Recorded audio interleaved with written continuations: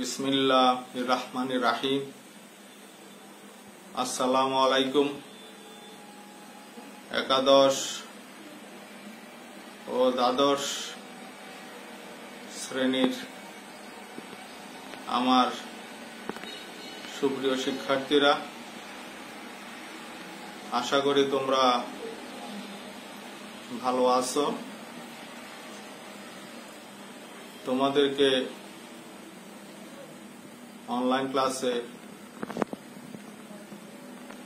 আহ্বান জানাচ্ছি। আজকে আমি ব্যবসায় সংগঠন ও ব্যবস্থাপনা প্রথম পত্রের পঞ্চম অধ্যায় যৌথ মূলধনী ব্যবসায় থেকে আলোচনা করব। আজকে আমি বিবরণ পত্রের ধারণা এই বিষয়টি আলোচনা করব। বিবরণ পত্রের ধারণা একে ইংরেজিতে বলে কনসেপ্ট অফ প্রসপেক্টাস। বিবরণপত্র বা প্রসপেক্টাস কি বা কাকে বলে? যে দলিলের মাধ্যমে পাবলিক লিমিটেড কোম্পানি জনসাধারণকে শেয়ার বা ঋণপত্র ক্রয়ের আহ্বান জানায় তাকে বিবরণপত্র বা প্রসপেক্টাস বলে। 1994 সালের কোম্পানি আইনের 42 ধারায় বিবরণপত্রের আবশ্যকতা সম্পর্কে উল্লেখ রয়েছে। বিবরণপত্র পাবলিক লিমিটেড কোম্পানির এমন একটি গুরুত্বপূর্ণ দলিল যা দ্বারা কোম্পানির আর্থিক বিবরণী তুলে ধরে জনসাধারণকে শেয়ার বা ঋণপত্র ক্রয়ের আহ্বান জানানো হয়। পাবলিক লিমিটেড কোম্পানির শেয়ার ক্রয়ের জন্য জনসাধারণকে আহ্বান জানানো হলে কোম্পানির অবস্থার বিবরণ সহ এরূপ দলিল ইস্যু করতে হয়। বিবরণপত্রের বিষয়বস্তু একে ইংরেজিতে বলে কন্টেন্টস অফ প্রসপেক্টাস। 1994 সালের কোম্পানি আইনের 42 ধারায় বিবরণপত্রে যেসব বিষয় উল্লেখ করা আবশ্যক তা অন্তর্ভুক্ত করা হয়েছে। একটি বিবরণপত্রে যেসব বিষয় অন্তর্ভুক্ত হওয়া উচিত তা হল: 1 নম্বর কোম্পানির নাম,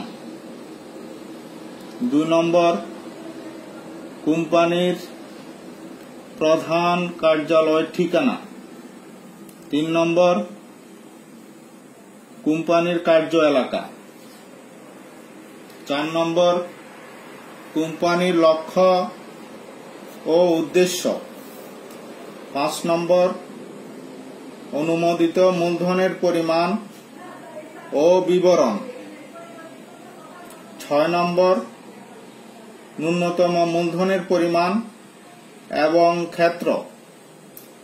7 নম্বর শেয়ারের প্রকৃতি, সংখ্যা ও শ্রেণীবিভাগ। 8 নম্বর শেয়ার মূল্য। 9 নম্বর শেয়ার মূল্য পরিশোধ পদ্ধতি। 10 নম্বর প্রাথমিক ব্যয়ের পরিমাণ। 11 নম্বর শেয়ারের বিক্রয় মূল্য। 12 নম্বর পরিচালকদের নাম, ঠিকানা ও পেশা। 13 নম্বর পরিচালকদের যোগ্যতা সূচক শেয়ারের পরিমাণ। 14 নম্বর পরিচালকদের স্বাক্ষর। 15 নম্বর পরিচালকদের সম্মানী। 16 নম্বর কোম্পানির সম্পদ ও সম্পত্তির বিবরণ। 17 নম্বর লভ্যাংশ ঘোষণা ও বন্টন পদ্ধতি। 18 নম্বর হিসাব নিরীক্ষকের পরিচিতি। 19 নম্বর হিসাব নিরীক্ষণ পদ্ধতি। 20 নম্বর কোম্পানির ব্যাংকারের পরিচিতি। 21 নম্বর কোম্পানি উপদেষ্টার পরিচিতি। 22 নম্বর সংঘ স্মারকের প্রকৃতি। 23 নম্বর সংঘবিধির প্রকৃতি। 24 নম্বর শেয়ার মালিকগণের স্বার্থ। 25 নম্বর ম্যানেজিং এজেন্টের পরিচিতি। 26 নম্বর কোম্পানি অবলেখকের পরিচিতি। 27 নম্বর চলিত মূলধনের পরিমাণ। 28 নম্বর কোম্পানির সম্পত্তি দাতাগণের পরিচিতি। 29 নম্বর কোম্পানির উল্লেখযোগ্য ব্যবসায়িক চুক্তির পরিচিতি। 30 নম্বর কোম্পানির উল্লেখযোগ্য সাফল্য।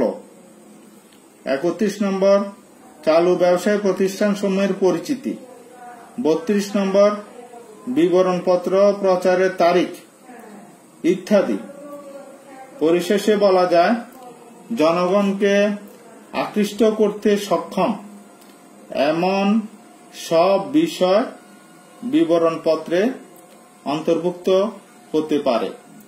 তবে বিবরণপত্রে প্রদত্ত বিষয়বস্তুতে কোন রূপ মিথ্যামূলক প্রতারণার আশ্রয় গ্রহণ করা হলে তার জন্য পরিচালকগণ দায়ী হন, যা আইনগতভাবে শাস্তিযোগ্য অপরাধ।